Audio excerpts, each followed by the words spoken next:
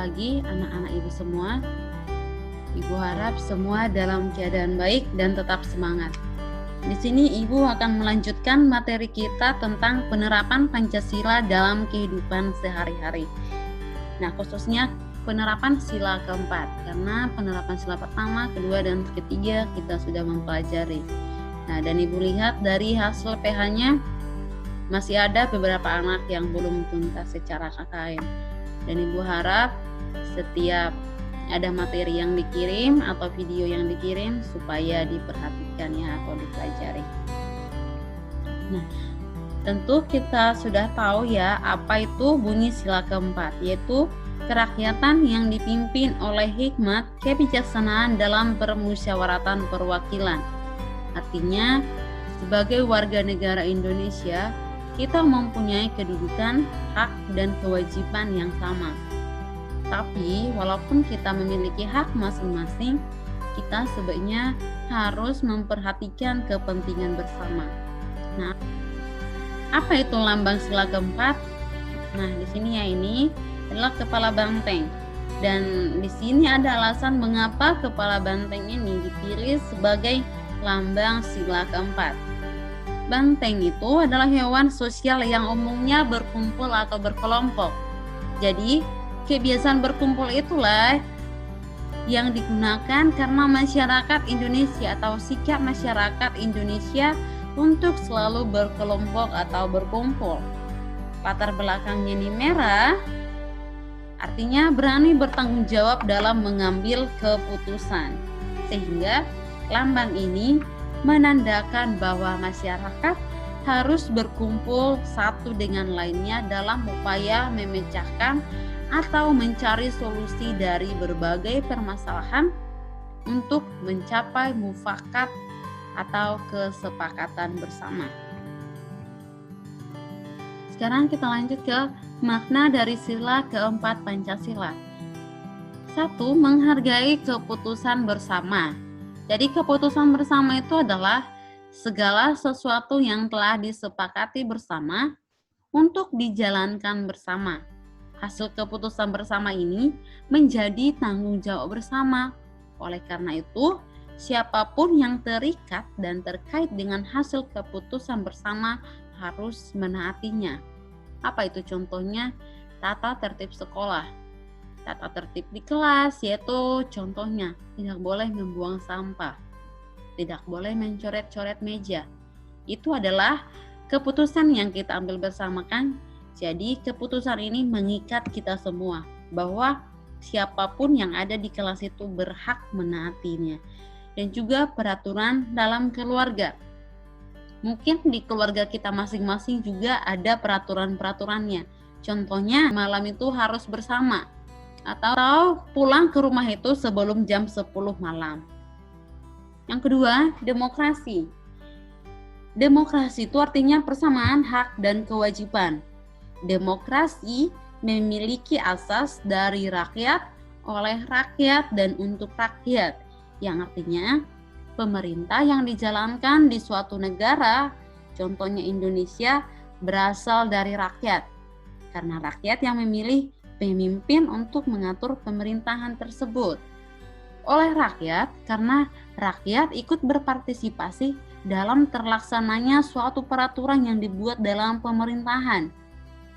Dan untuk rakyat, karena semua yang dijalankan oleh pemerintah di suatu negara semata-mata untuk menyejahterakan rakyat. Yang ketiga itu adalah mufakat. Mufakat itu adalah pengambilan keputusan bersama. Jadi, jika terjadi ada perbedaan pendapat itu, kita melakukan musyawarah tujuannya untuk mencapai mufakat. Yang keempat, berani bertanggung jawab. Jadi, segala sesuatu yang sudah diputuskan dalam musyawarah harus bisa dipertanggungjawabkan.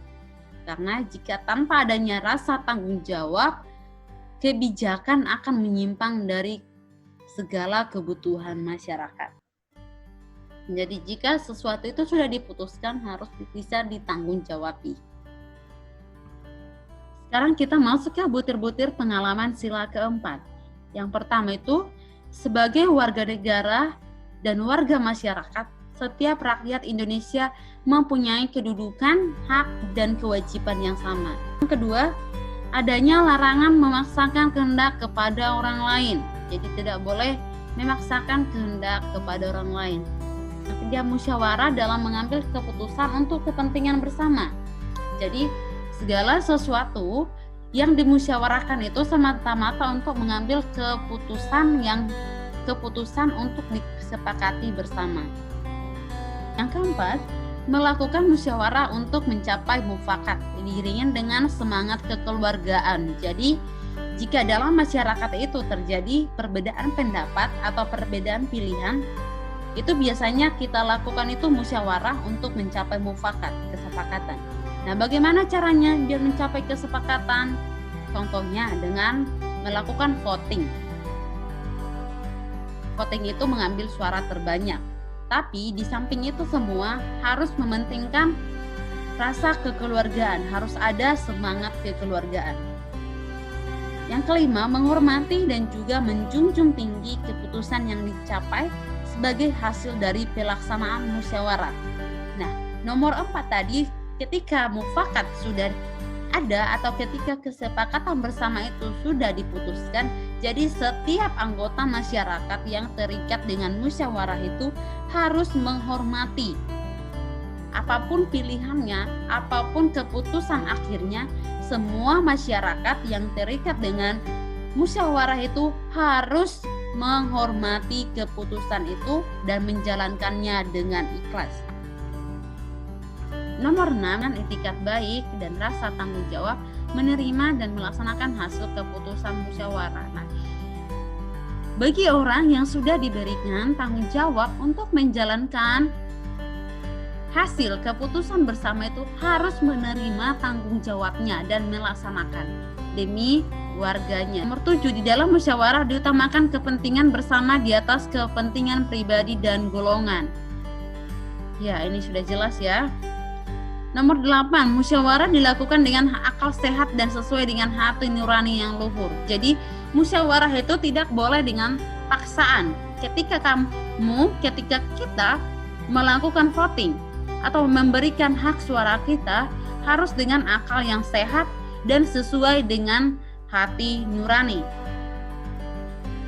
Nomor 9, keputusan yang diambil harus dapat dipertanggungjawabkan secara moral kepada Tuhan Yang Maha Esa, menjunjung tinggi harkat dan martabat manusia, nilai-nilai kebenaran dan keadilan, mengutamakan persatuan dan kesatuan demi kepentingan bersama. Jadi keputusan yang diambil itu benar-benar harus bisa dipertanggungjawabkan secara moral kepada Tuhan Yang Maha Esa.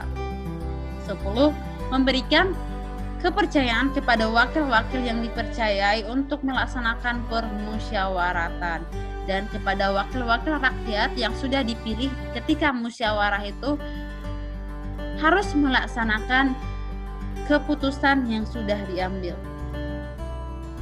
Nah, bagaimana penerapannya dalam kehidupan sehari-hari atau pengamalannya dalam kehidupan sehari-hari? Yang pertama, menghargai setiap pendapat orang lain. Walaupun pendapatnya berbeda darimu, kita harus menghargai. Menghargai, tidak harus menerima. Yang kedua, mengadakan musyawarah untuk membuat keputusan bersama. Ini sudah pasti ya, musyawarah itu dilakukan apabila ada pendapat yang berbeda. Jadi untuk menyamakan pendapat, untuk menyamakan keputusan, dilakukanlah musyawarah untuk mencapai mufakat atau kesepakatan bersama. Yang ketiga, tidak memaksakan kehendak saat bermusyawarah. Nah, jadi saat bermusyawarah jangan ngotot bahwa pendapat kita harus diterima. Yang keempat, mengembangkan suasana kekeluargaan dalam musyawarah. Jadi ketika bermusyawarah harus mengembangkan suasana kekeluargaan, jangan ada rasa benci. Yang kelima, menerima kritik dari orang lain. Dan ini juga jangan kita menjadi seseorang yang anti kritik. Ketika dikritik kita langsung down, kita jadi marah, kita langsung agresif. Tidak, menerima kritik. Kritik itu banyak ya, ada kritik yang membangun dan ada kritik yang menjatuhkan. Jadi kritiknya, jika kritik seseorang itu membangun, kita terima. Dan jika kritik seseorang itu menjatuhkan, ya kita hargai, tapi jangan sampai membuat kita down. Nomor 6, menerima hasil keputusan bersama dan melaksanakan dengan ikhlas tanpa paksaan. Jadi apa yang sudah diputuskan bersama harus kita terima tanpa adanya rasa terpaksa, menjalankannya dengan rasa ikhlas. Nah, sekian dulu untuk penjelasan penerapan sila-sila pertama dalam kehidupan sehari-hari. Jika ada pertanyaan bisa langsung dijapri ke Ibu Guru. Terima kasih.